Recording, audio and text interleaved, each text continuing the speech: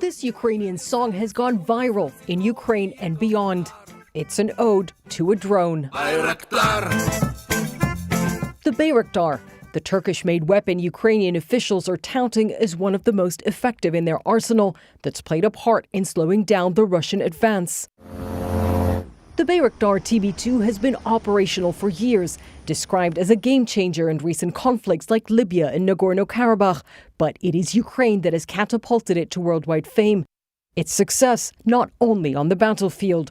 Videos of strikes against Russian military targets like this one released by Ukraine's Ministry of Defense on social media have also made it a key part of Ukraine's information war. We've gotten rare access to this production facility here in Turkey, but because of the nature of this industry, we are very restricted in what we can film and what we can show. Selçuk Bayraktar, the drone's creator, gives us a mostly off-camera tour of the Baykar Defense Company's headquarters in Istanbul. The company's pride, Kizil Elma, Turkey's first unmanned fighter jet, has just hit the production line.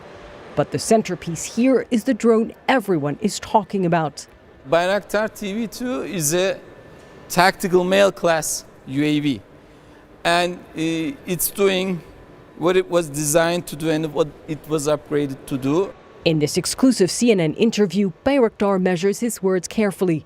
He's also the son-in-law of the Turkish president, who maintains close ties with both Russia and Ukraine and has emerged as a key mediator. You know, I don't want to brag about the technology when people are giving their lives up. People are resisting and defending their homeland from an illegal occupation. That's what brave people of Ukraine and its leadership has done.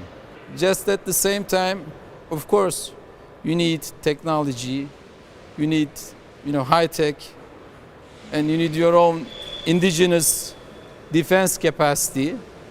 But when people's lives are on the line, and when children are dying and civilians are dying, I don't want to compare that to any sort of technology. Turkey's drone sales to Kyiv have been a major irritant for Russia long before this war. Ukraine got its first Bayraktar TB2s in 2019.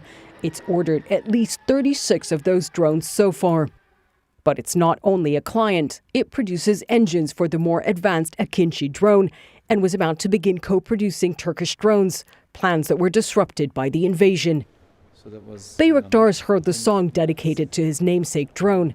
He knows very well the phenomenon it has become in Ukraine. I think it's one of the symbols of resistance, and it gives them hope, I think. Hope in a battle Ukrainians are fighting on all fronts. The Bayraktar drones are part of the larger social media campaign that is executed very well by the Ukrainian military and civilians. And they are creating the impression that the Russian military is in fact losing and that the Russian military is vulnerable. Again, Bayraktar is not the only solution out there, and it isn't necessarily a solution that is going to save the Ukrainian military, because after all, this is a ground war. But having a drone like Bayraktar in the sky that can conduct surveillance, that can launch strikes, and having the videos of those strikes multiply on social media is a great morale booster. It is also a great tactical victory as well. This social media video shows civilians in the city of Kherson protesting against Russian forces. They play them the Bayraktar song. One of the countless moments of resistance by a nation using all it's got to stand up to the invader. Cumana Karachi, CNN, Istanbul.